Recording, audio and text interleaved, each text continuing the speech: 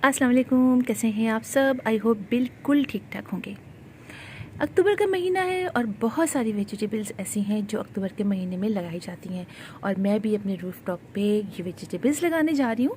तो चलिए हम चेक कर लेते हैं कि कौन कौन सी वेजिटेबल्स हैं जो हम अक्टूबर के महीने में लगा सकते हैं। सबसे ज़्यादा जो वेजिटेबल लगाई जाती है वो है स्पिनच यानी पालक। तो पालक आप अपने घर में बिल्कुल लगा सकते हैं।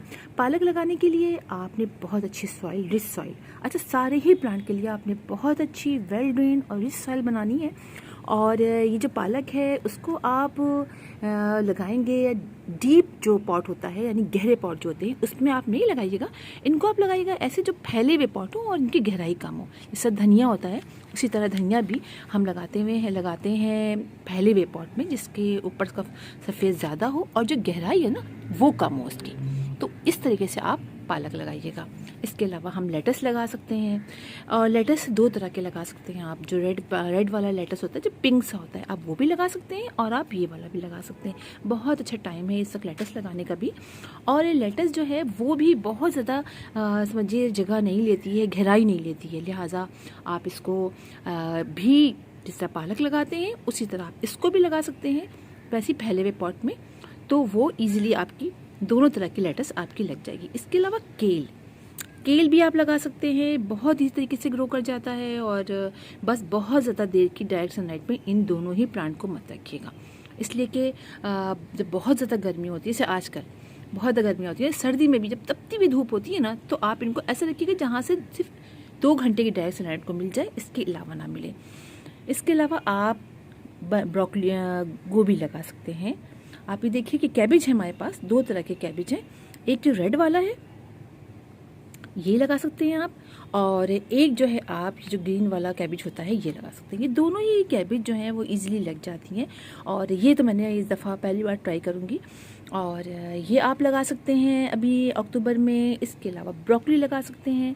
अच्छा जो कैबिज है वो आप 10 इंच के पॉट में 2 लगा सकते हैं, ये ग्रो कर लेगा। लेकिन ब्रोकली जो है इसको आप जितने बड़े पॉट में लगाएंगे ना उतना बड़ा इसका क्राउन होगा। जिस तरह फूल गोभी है उसको जितने बड़े पॉट में आप लगाते हैं उसका क्राउन जो है ना वो बड़ा होता है, इसी तरह इसका भी होता है। आप ज़रा इसको अगर लगाएं तो 12 इंच के पॉट में आप एक ही लगाइएगा, ठीक है, 2 नहीं लगाइएगा। इसी तरह हम टर्निप लगाएंगे और इसके अलावा हम बीटरूट लगाएंगे।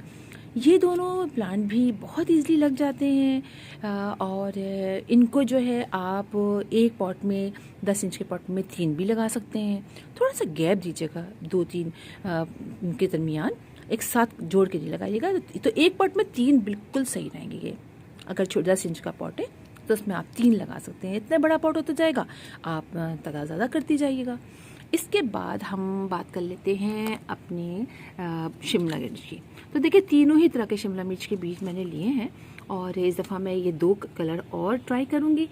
तो ये भी आप अभी लगा सकते हैं। शिमला मिर्च भी बहुत अच्छे तरीके से ग्रो कर जाती है और पॉट में। इसके अलावा हम लगा रहे हैं, आप ये देखिए, टमाटो के। तो टमाटो के अभी सीड्स मुझे ज़्यादा नहीं मिले, लेकिन टमाटर आप लगाना शुरू कर दीजिए। घर में जो टमाटर होता है उससे लगा सकते हैं आप। लेकिन अगर आप हाइब्रिड सीड ले आते हैं तो हाइब्रिड सीड्स जो होते हैं ना उससे जो है आपकी जो पैदावार होती है वो ज़्यादा होती है, यानी ज़्यादा अच्छे तरीके से ग्रो करते हैं और ज़्यादा तादाद में टमाटर लगते हैं। इसी तरह अगर आप लेते हैं गाजर और मूली तो इसकी ग्रोथ भी अच्छी होती है। वैसे आम सीड भी चल जाते हैं, लेकिन अगर आप वैसे लेंगे तो ज़्यादा अच्छा रहेगा हाइब्रिड जो है। अच्छा ये देखिए हम गाजर भी लेके आए हैं। गाजर के लिए जो आप लेंगे पॉट लेंगे वो ज़रा गहरा लीजिएगा, जिसकी गहराई ज़्यादा हो, तो इसलिए कि इसमें आप नीचे तक जाएगा ना, तो इसके लिए अगर आप छोटा आपने पॉट ले लिया तो फिर ये सही नहीं लगेगा। इसी तरह हम लगाएंगे मूली भी इस दफ़ा लगा सकते हैं आप। इसके अलावा ये ज़बरदस्त चीज़ जो मैं लगाने जा रही हूँ ये है मूंगरा बेहतरीन है, यानी रेडिश पॉट्स जो होते हैं ये मैंने पिछले साल लगाए थे। बहुत ज़बरदस्त लगते हैं, निकलते और बहुत तेज़ी से बड़े होते हैं और खाने में बेइंतहा मज़े के होते हैं। इसके अलावा आप बैगन इस वक्त लगा सकते हैं। मेरे पास ये वाइट बैगन है, पर्पल वाला भी है। पर्पल वाला भी आप लगा सकते हैं, तो दोनों तरह के बैगन, ग्रीन वाला भी लगा सकते हैं। तो ये सारी जो है मैं लगाने जा रही हूँ और बस फिर मैंने कहा आप लोग को ही बता दूँ ये लगाइए। इसके अलावा कॉर्न, देखिए कॉर्न आप लगा सकते हैं और कॉर्न की ग्रोथ इसमें बहुत अच्छी, इस टाइम बहुत अच्छा है, बहुत अच्छी ग्रोथ हो जाएगी। और धनिया आप लगा सकते हैं। धनिया के सीड लीजिए जो घर में हमारे इस्तेमाल होते हैं, हाइब्रिड भी मिलते हैं, आप लीजिए, उसको 2-2 पीस में कीजिए, उसको हल्का सा हाथ से मसल के और आप उसको लगा लीजिए। हाँ, चिड़ियों का मसला आजकल बहुत हो रहा है, तो आप उसको अच्छे से किसी चीज़ से कवर कर दीजिए, बस ये बड़े हो जाएंगे तो फिर तो कोई मसला नहीं होगा। तो ये सारे वो प्लांट्स हैं, सीड्स हैं वेजिटेबल्स के, जो आप इसे लगा सकते हैं, बहुत ईजिली ग्रो कर जाएंगे। बस मैंने कहा आप लोग को बताऊं, और फिर इंशाल्लाह जैसे जैसे मैं लगाती जाऊंगी आप लोग को बताती जाऊंगी आप लोग कौन कौन से सीड लगा रहे हैं और आप लोगों ने कौन कौन से लगा लिए हैं। अच्छा, इसके अलावा सेम तो हम भूल ही गए, वो देखिए, वो आपको दिख रहा है सेम का पौधा, वो देखिए, ये सीड सेम के हैं, और सेम भी सब आप बहुत ईजिली लगा सकते हैं, इसलिए इस टाइम बहुत अच्छा हो गया है।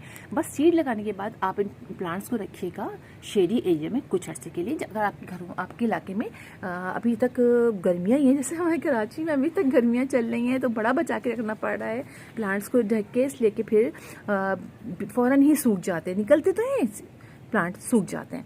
लिहाजा ये जो वेजिटेबल्स हैं, कुछ वेजिटेबल्स को आपको पनीरियाँ आपको बनानी पड़ेंगी। देखिए सारी वेजिटेबल्स जो है ना, इन सब की पनीरियाँ बनानी पड़ती हैं, लेकिन जो हमारी पालक है इसको आप जो है वो पनीरी नहीं बनाएंगे, ये डायरेक्ट लगाएंगे जिस तरह हम लगाते हैं धनिया डायरेक्ट। बाकी सब के आपको प्लांट्स तैयार कर लेने हैं, सीड ट्रे में बना लीजिए, जहाँ भी करते हैं वहाँ तैयार कीजिए और बस फिर आप उसको लगाइए। अच्छा, सॉइल आपने बहुत अच्छी और बहुत लूज़ रखनी है, स्पेशली टर्निप्स हैं और ये जो मूली है, गाजर हैं, इनकी अगर सॉइल आपने लूज़ नहीं बनाई ना, तो फिर आपके प्लांट जो है वो समझिए उसके अच्छे नीचे से जो है ना, उनकी बड़ी नहीं होंगी उनकी वो, और अच्छी नीचे सख्त होती है ना, तो जो होती है ना प्लांट, जो मूली होती है, गाजर, वो छोटी छोटी सी टेढ़ी मेढ़ी हो जाती है। लिहाजा आपने उनको ज़रा सा ऐसा रखना है कि जो वो अच्छी तरीके से अंदर जा सकें, और अच्छी रिच सॉइल बनाइएगा।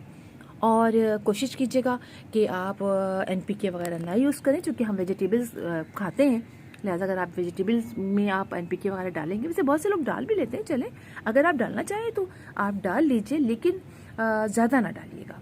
गोबर की खाद, किचन वेस्ट से बहुत अच्छे आपका बन जाता है। और लिक्विड फर्टिलाइज़र ज़्यादा दीजिएगा, इसलिए कि जब आप प्लांट के दरमियान सीड समझिए आप प्लांट निकल आता है आपका, ग्रो कर जाते हैं आपके प्लांट्स, तो फिर जगह नहीं होती है, तो लिक्विड फर्टिलाइज़र बेस्ट रहता है। तो आप 15 डेज़ में एक दफ़ा या मंथ या वीक में एक दफ़ा आप ज़रूर लिक्विड फर्टिलाइज़र अपने प्लांट को दीजिएगा, इससे ये बहुत अच्छे ग्रो करेंगे। और भी बहुत सारे वेजिटेबल्स हैं जो फर्दर मैं आपको बताऊंगी, जैसे पीस लगा सकते हैं आप, इस वक्त पीस बेस्ट है, पीस लगा लीजिए आप, यानी मटर लगा लीजिए।